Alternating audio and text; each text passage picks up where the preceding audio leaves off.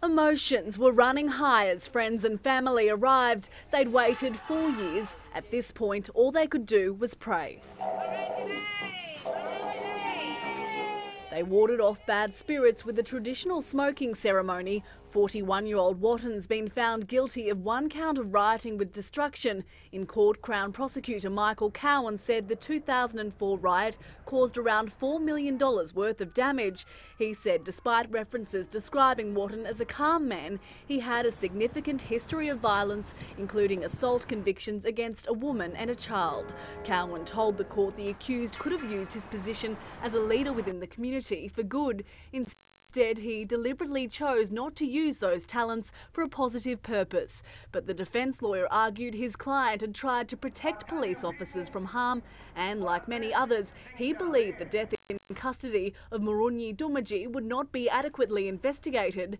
Judge Michael Shanahan said whatever the aggravation, society can't accept that was the appropriate response. He sentenced Wotton to 6 years jail with parole eligibility after serving 2. As the sentence was handed down, the courtroom was filled with sighs of relief.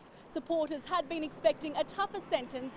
Even Lex Wotton himself smiled, hugged family members and reassured them everything would be okay. Well, at least I know I can go and visit my son now and be close to him and the family and keep the family together for the next 19 months. It will be hard. He's a breadwinner to myself and his children and his grandchildren. The families decided not to appeal. Jessica Ross, WIN News.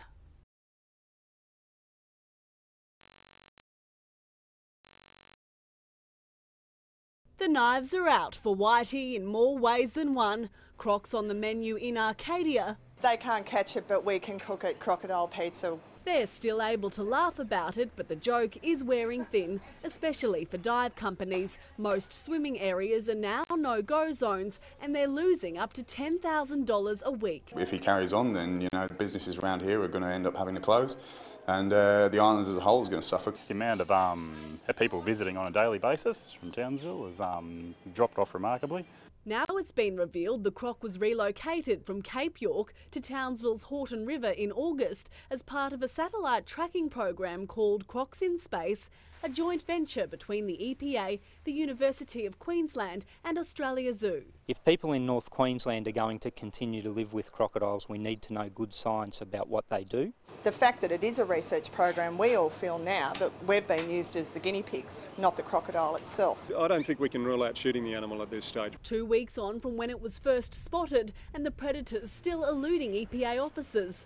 Business operators aren't just concerned about the immediate situation, but there's fears there will be long-term effects with tourists considering the island croc country and staying away.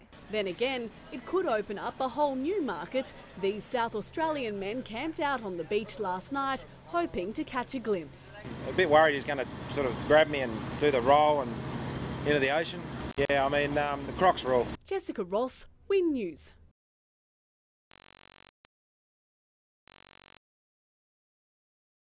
In the early hours of the 17th of March last year, 1 life was lost and 2 were changed forever. 3 teenage boys had been inside the Subaru WRX when it careered off Beck Drive.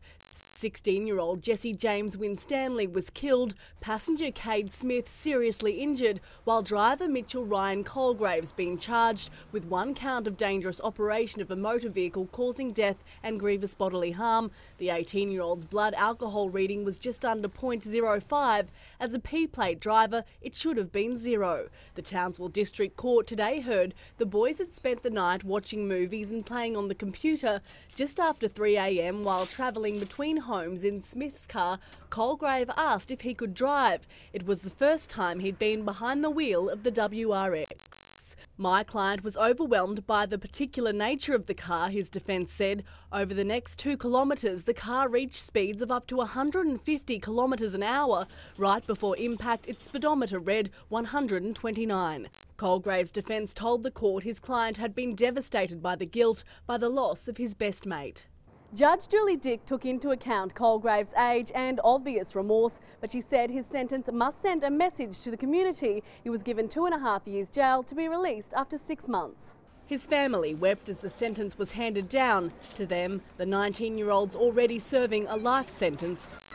forced to live with what he's done. Jessica